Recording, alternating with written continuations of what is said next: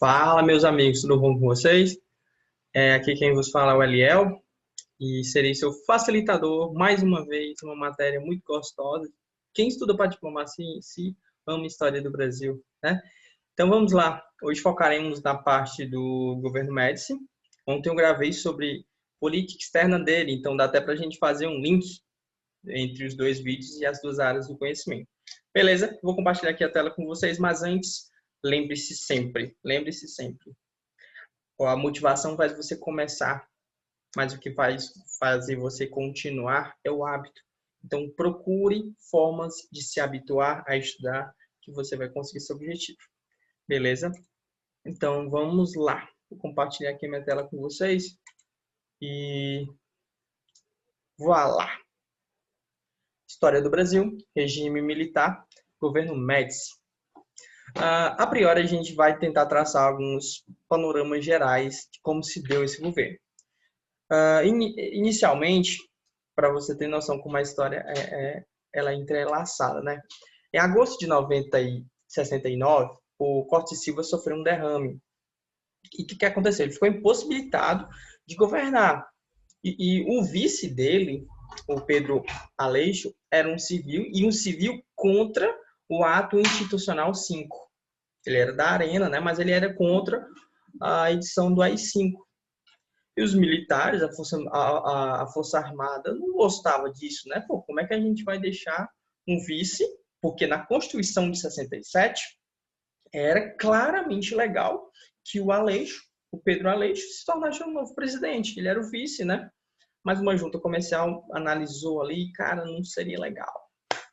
Não seria legal um civil entrar e um civil contra as nossas medidas drásticas. Então, o que aconteceu? Houve a formulação de uma junta que pegaria essa competência do presidente da República e passaria depois para o novo presidente. Essa posição moderada da Arena, ela não agradava os militares, principalmente os militares da linha dura, que era a linhagem do Costa e Silva. Tá? Então, a partir do ato institucional 12, foi criada essa junta contou com ministros, um ministro do Exército, da Marinha e da Aeronáutica, é meio que o complô, né? Sempre tinha que ter um dos três para não deixar uma das linhas do Exército. Nossa, não me privilegiam. Tá? Então, foi a AI-12 que criou essa junta na tentativa de não deixar o vice, que era um político da Arena, só que da parte moderada, incorporar o poder. E ele era civil. Beleza? Então, vamos lá. Em outubro de 69, o derrame, galera, foi em agosto. E em outubro, a negada percebeu que realmente ele não voltaria, né? Ele acabou morrendo em dezembro. O que aconteceu? A junta, ela considerou vago o cargo de presidente e de vice, para vocês verem como é o negócio. Tá? E marcou eleições para 25 de outubro, por meio do colégio eleitoral. Tá? Não era a sociedade que votava.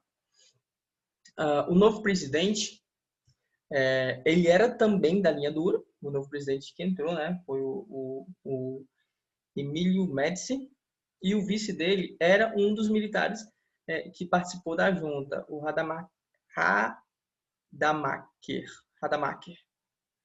Tá ótimo? Vamos continuar?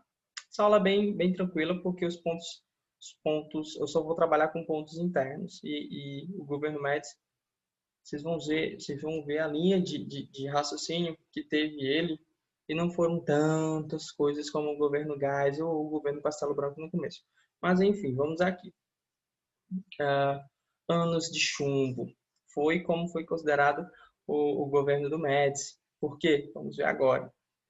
Já nessa junta militar que sucedeu o governo Costa e Silva e foi anterior ao governo Médici, a escalada de repressões foi violenta, cara. Violenta mesmo. Até porque já estava sobre a AIDS da AI-5, né? Então, o Poder Executivo tinha todos os poderes plenamente, podia caçar qualquer político, podia suspender a estabilidade do servidor, podia aposentar compulsoriamente juízes. Cara, foi violento. Tem um fato marcante que o Costa e Silva, ele meio que afastou compulsoriamente um diplomata brasileiro, escritor, Mário de Andrade, se não estiver me falhando a memória aqui, tá bom? Então vamos continuar. Eu vou explicar para vocês dois AIs que foram marcantes. O AI 13, que ele criou a pena de banimento para pessoas inconvenientes, nocivos ou perigosos à segurança nacional. Quem é que decidia isso? Os próprios militares. Tá? Então havia uma discricionariedade muito grande para saber que era inconveniente ou não à segurança nacional. Então, a AI-13, pena de banimento. A AI-14 criou a pena de morte para algumas situações específicas, como guerra externa, guerra declarada, né? Psicológica, adversa, ou revolucionário, ou subversivo. Ou seja, era muito subjetivo. Quem é um subversivo? Quem não cultivava o culto ao militarismo da época ou à nação? Como é que era isso? Era muito discricionário. Então, por isso que ocorreu na época a institucionalização da tortura. Vocês podem perceber que teve a pena de morte, só que como era muito subjetivo, que era inconveniente, que era subversivo, revolucionário, para não aplicar a pena de morte, eles torturavam e o cara acabava morrendo. E a tortura foi institucionalizada nessa época no governo Médici.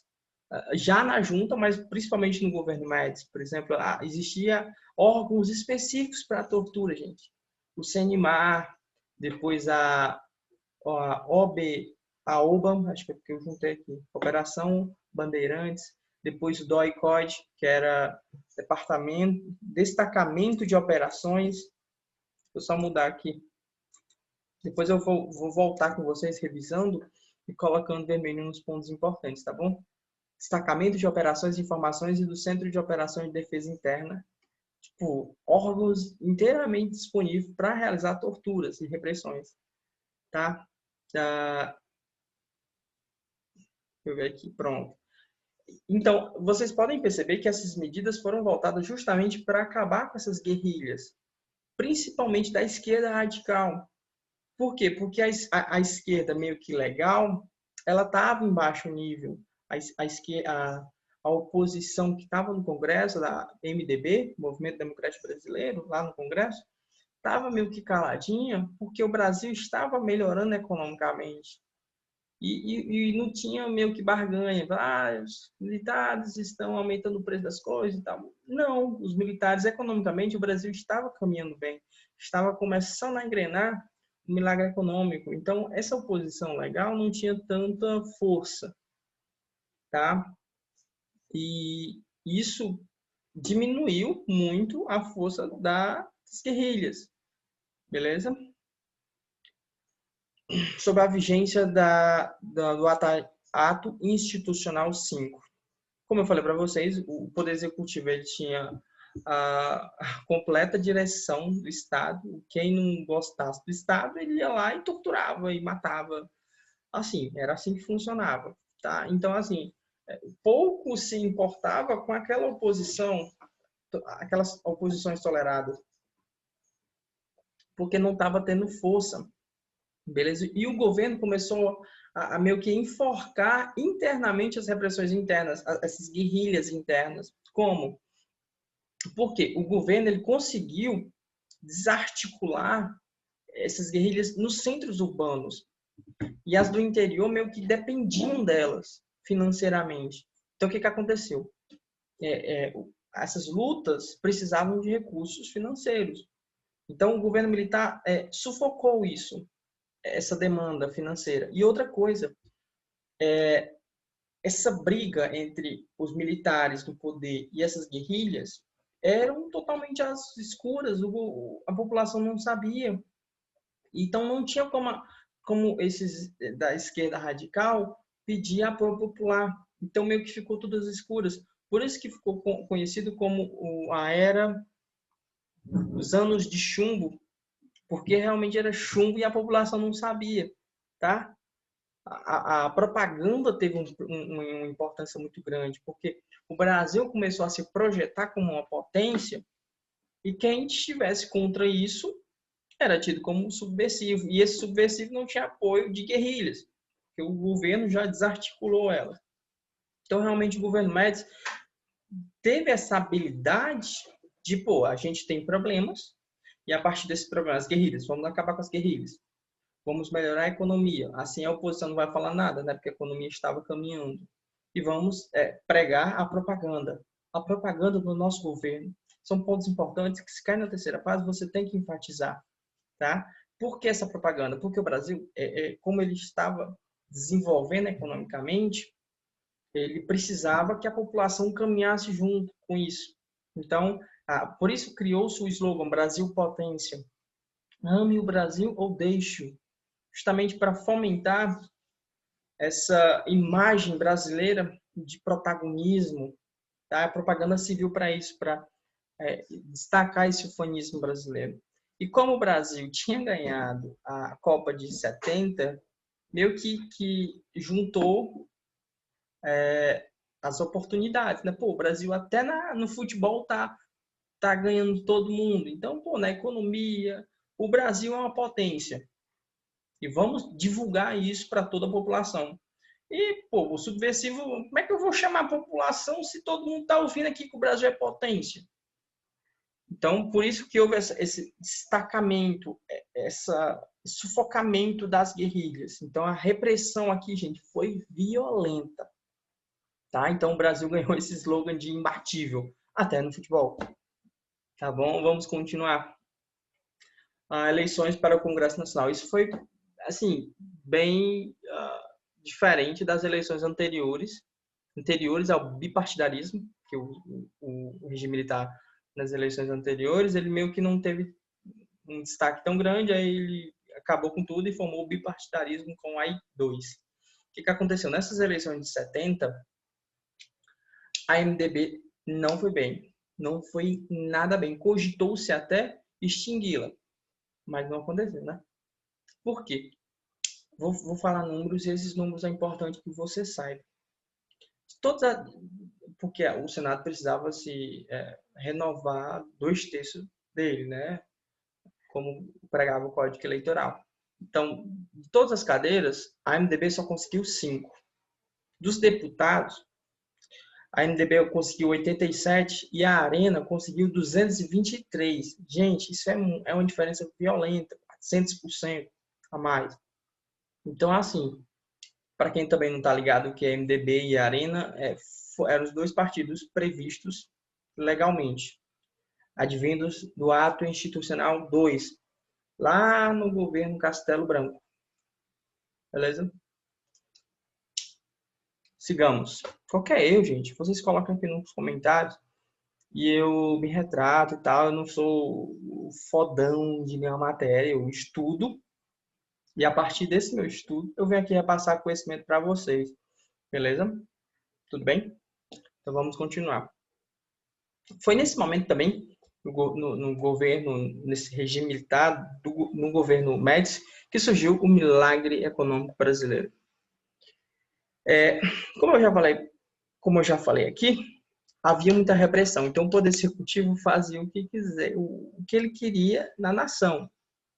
Isso facilitou muito nos aspectos econômicos.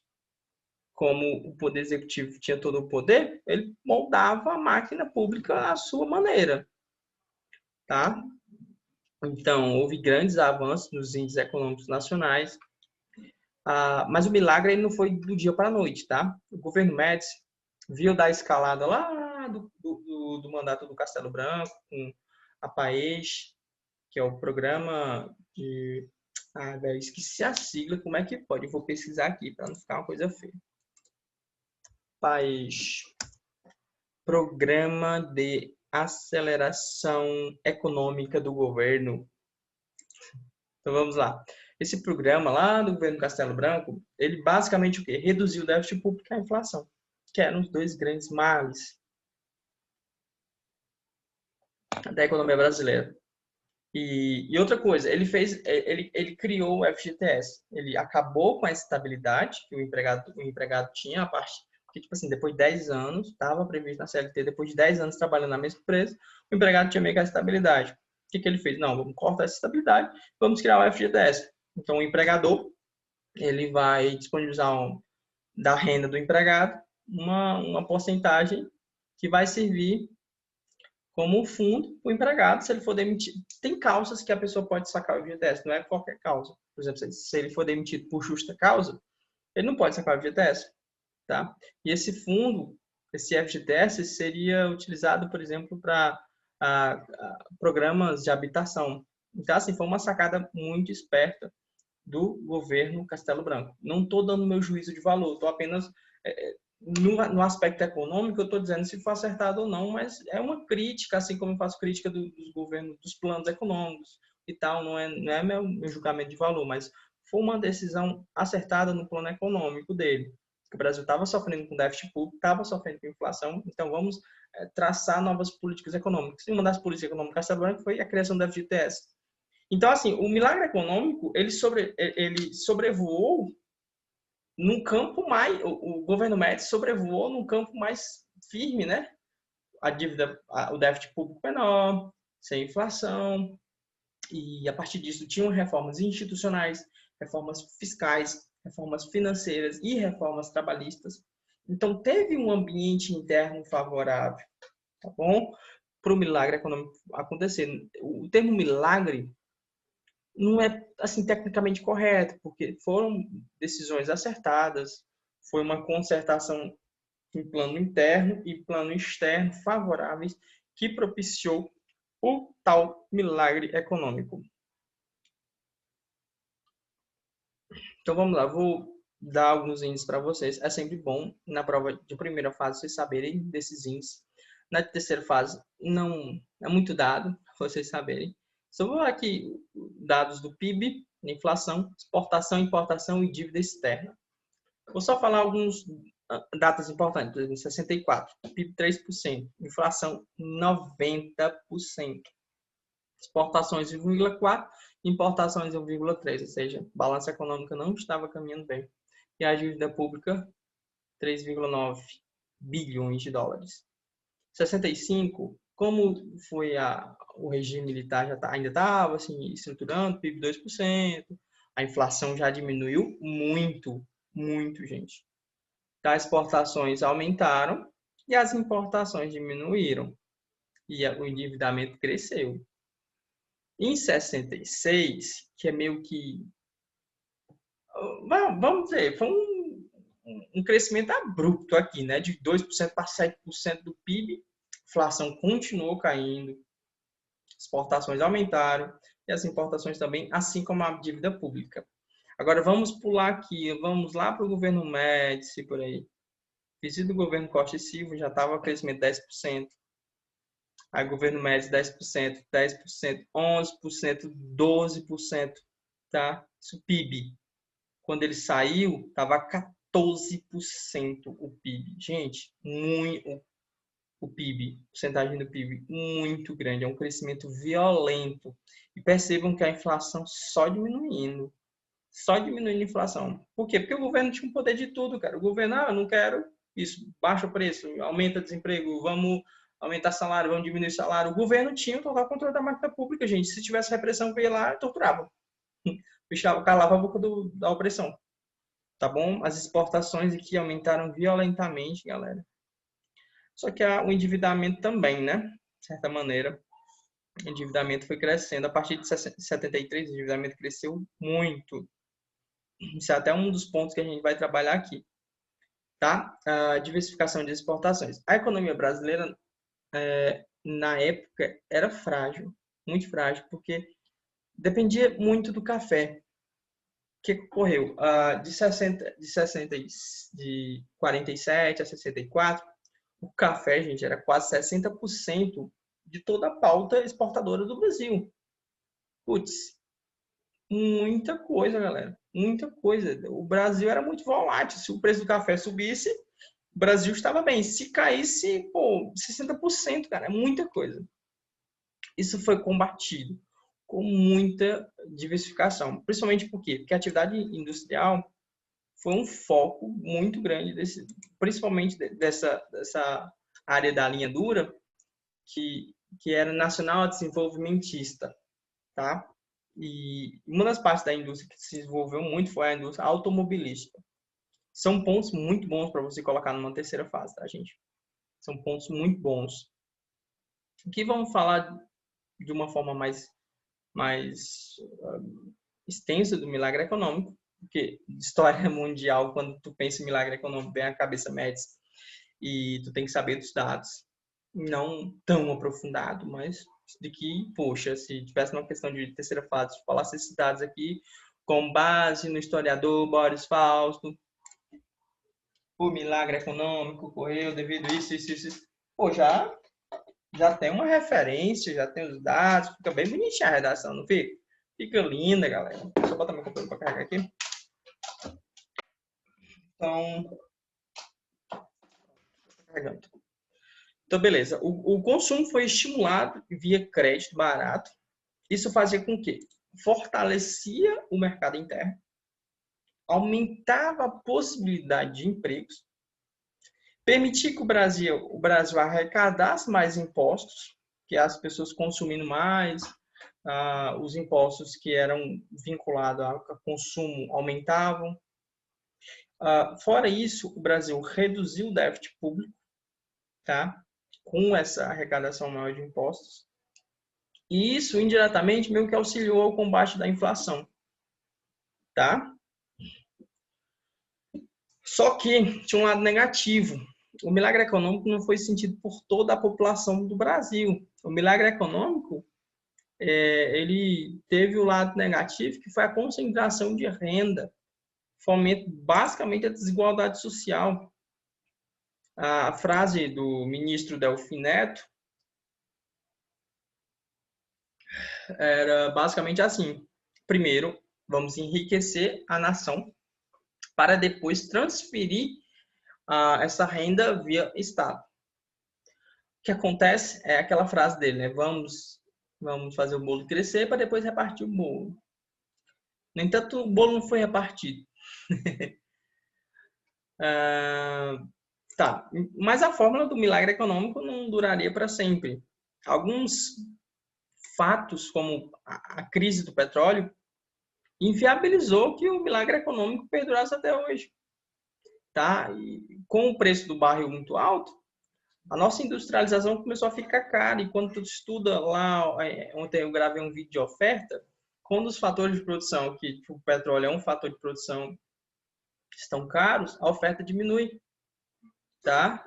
As empresas, vai ficar mais caro para vender, por causa que tudo depende de indústria, a indústria depende de combustível, petróleo, tem frete depende de gasolina, petróleo. Então, foi uma cascata. O Brasil dependia muito do petróleo. E, primeira crise do petróleo, o preço do petróleo subiu muito, viabilizou a nossa industrialização, meio que diminuiu no ritmo da nossa industrialização. Tá? Outra coisa que agravou bastante foi a crise dos juros. Houve um aumento da taxa de juros dos empréstimos do Brasil. Então, é só tu pensar assim, o Brasil precisava se industrializar para crescer a renda, o produto nacional, só a riqueza da nação. Como é que ele ia se industrializar? Vamos pedir empréstimos, tá? Vamos pedir empréstimos.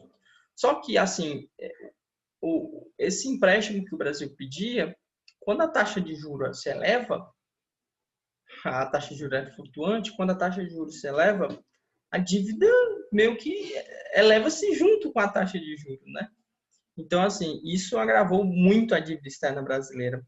Para você ter uma noção, a dívida externa era o que? Era 5 bilhões, praticamente, de dólares em 1970, e passou para 43 bilhões de dólares em 1978. Cara, foi uma evolução muito grande da dívida, tá? E isso fez com que o regime militar não tivesse tanto mais a legitimação da oposição e da população.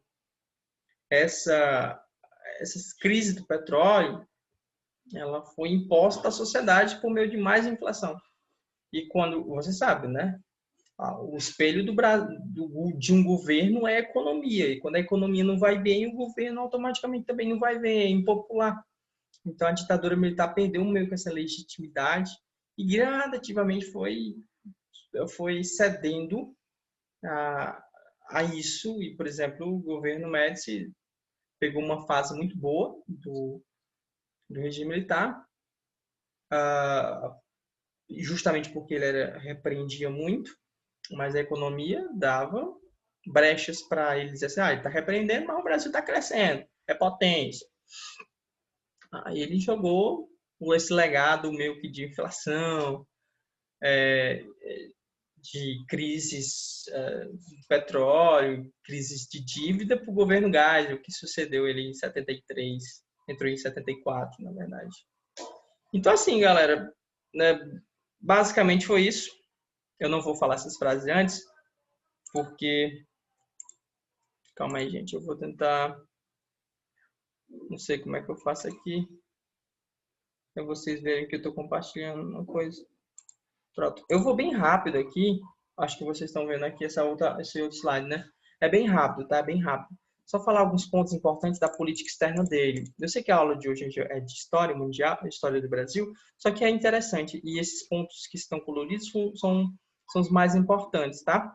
A diplomacia do governo Médici, ela se baseou na diplomacia do interesse nacional. Os nomes são bem sugestivos, né? Então, ele buscava sempre o interesse da nação. Como eu havia falado para vocês, houve a primeira crise do petróleo, o Nixon, que era o presidente dos Estados Unidos, tinha meio que... os Estados Unidos estava desgastado financeiramente, então ele meio que abandonou a convertibilidade dólar-ouro.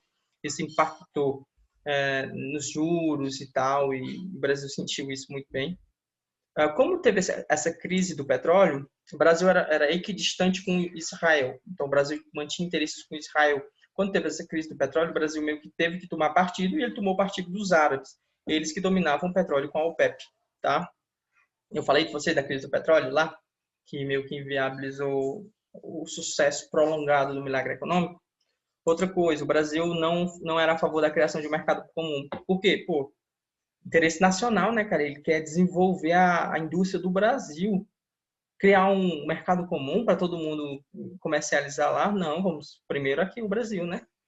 Mas ele reforçou a ALAC, que era uma instituição meio que teve um certo protecionismo. O Brasil teve como fato importante o anticolonialismo, o antisionismo, votos contra essas medidas no Conselho, na ONU, tá? O Brasil buscou muito diversificar parcerias. Como eu falei para vocês, o regime militar não gostava dessa ideia do Brasil ser muito atrelado ao café. Essa dependência do Brasil ao café não era bem vista. Tá? O governo Médici o Médici era da linha dura, o presidente Médici, tá? Ele era nacional, protecionista e desenvolvimentista, assim como outros. Por exemplo, Vargas também era desenvolvimentista, Getúlio Kubitschek, tá? A intenção dele era sempre transformar o Brasil em um Brasil potência, e para isso ele privilegiou a América Latina e África e China, países asiáticos, tá? Ele meio que trouxe um pouquinho da política externa independente do Brasil, sem o caráter social, tá? Só explicando. Entre o governo Costa e Silva e Médici, teve um milagre econômico, o Brasil crescia mais de 10%, como eu já mostrei em gráfico para vocês aqui. Que era o chanceler, era o Mário Gibson Barbosa. Ele era a diplomacia do interesse nacional, buscava sempre o mercado na África, que a África tinha um mercado consumidor muito grande. Tá? Ele se aproximou dos árabes nessa época da crise do petróleo. Beleza, o fanismo no Brasil, ame o Brasil deixa, repressões eu já falei para vocês, AI-5, a institucionalização da tortura, ok. O plano econômico, né? Que era o Plano Nacional de Desenvolvimento, o PND. Mais à frente a gente vai ver do gás, que é o PND2, que é o Plano Nacional de Desenvolvimento 2, tá? Visava principalmente a infraestrutura e desenvolvimento industrial. O Brasil já era um país assim de um porte de desenvolvimento assim bem elevado, então vamos aumentar a infraestrutura para poder melhorar mais ainda essa produção. Grandes obras foram construídas para o maior crescimento do Brasil, tá? Pronto, doutrina. Era importante vocês também saberem da doutrina Nixon nesse contexto do governo Médici. O que que os Estados Unidos? Ah, pô, tá pesado aqui, né? Vamos compartilhar essa responsabilidade de manter a ordem nacional. E para isso o Nixon precisava meio que da ajuda do Brasil, porque o Brasil era o protagonista na América do Sul, tá? Choque do petróleo, retaliação da OPEP frente aos Estados Unidos. Então, essa retaliação fez com que os árabes falassem: ah, tu tá apoiando Israel? Vamos aumentar o preço do petróleo aqui para você. Só se você tomar no CE, você não vai gostar, não. O fim da convertibilidade dólar-ouro é um fato importante que você tem que trabalhar nessa, nessa época, tá? Eu não vou falar todos, mas esse material está disponível. Tem um vídeo só sobre a política externa do Geisel, do Médici. Beleza? No mais, galera, siga o vídeo, siga o canal, na verdade. Curta o vídeo, que é super importante, e compartilhe com algum amigo seu que estuda PCACD, ou que gosta de história mundial, de história do Brasil. Não sei se você vai tirar alguma coisa proveitosa, mas eu dei vários dados, eu vou deixar esse material disponível. Você pode consultá-lo para fazer alguma redação, que é super importante você treinar como é que seria o dia da sua prova, beleza? Então, é isso. Espero que vocês tenham gostado. E até... não esqueça, tem uma frase aqui. O dia que você planta não é o mesmo dia que você colhe. Então, saiba disso. Plante objetivos para a sua vida, mas saiba que eles não são instantâneos, tá? Você tem que maturá-los. E é com esse hábito que eu falei na primeira frase inicial que você consegue isso. Beleza? Valeu!